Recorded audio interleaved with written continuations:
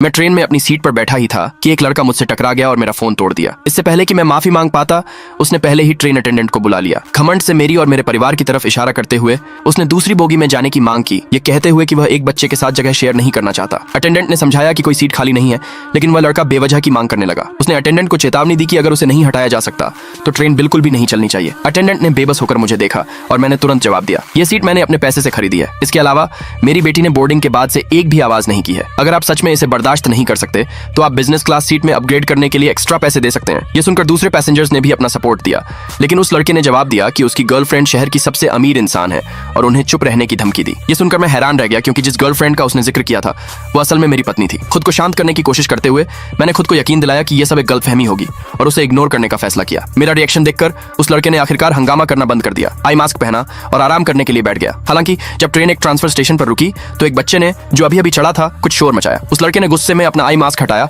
और तुरंत मेरी बेटी पर इल्जाम लगाया। मैंने उसे थोड़ी इज्जत दिखाने के लिए कहा, यह समझाते हुए कि शोर मेरी बेटी का नहीं था, लेकिन वह अपनी बात पर अड़ा रहा, ऐसे बर्ताव कर रहा था जैसे वह विक्टिम हो। फिर उसने अपनी गर्लफ्रेंड को बुलाया और जल्द ही मुझे एक जानी पहचानी आवाज सुनाई दी। फोन पर आवाज आई। मेरी पत्नी ने उसे धीरे से दिलासा दिया और कहा कि वह उस शरारती बच्चे को सबक सिखाएगी। इस दौरान मुझे दुख और गुस्से की लहर महसूस हुई। जल्द ही इस हंगामे ने अटेंडेंट को फिर से खींच लिया। उस लड़के ने तुरंत मेरी बेटी पर पूरी यात्रा में शोर मचाने और सबके आराम में खलल डालने का आरोप लगाया। सच्चाई से अनजान दूसरे पैसेंजर भी मेरी बेटी पर आरोप लगाने लगे। मेरी बेटी को टेंशन वाला माहौल महसूस हो रहा था और उसे कोई परेशानी ना हो, इसके लिए मैं दूसरी कार में जाने के लिए तैयार हो गया। तभी मेरी माँ ने देखा, वह लड़का चुपके से घटना का एक वीडियो ऑनलाइन अपलोड कर रहा था। गुस्से में मैंने उससे इसे डिलीट करने के लिए कहा, लेकिन उसने ऐसा बर्ताव किया जैसे वह कोई नेक योद्धा हो और मना कर दिया। मैंने तुरंत पुलिस को फोन करने का फैसला किया, क्योंकि उसने मेरे पोर्ट्रेट के अधिकार का उल्लंघन किया था। लेकिन इससे पहले कि मैं कुछ कर पाता, उस लड़के ने मेरे चेहरे पर एक मुक्का मारा। मुझे बचाने की कोशिश में मेरी बेटी ने गुस्से में उसे धक्का दे दिया, लेकिन इस चक्कर में उसका हियरिंग एड जमीन पर गिर गया। तभी सबको एहसास हुआ मेरी बेटी बहरी और गूंगी थी। दूसरे पार्ट के लिए कमेंट में यस लिखे।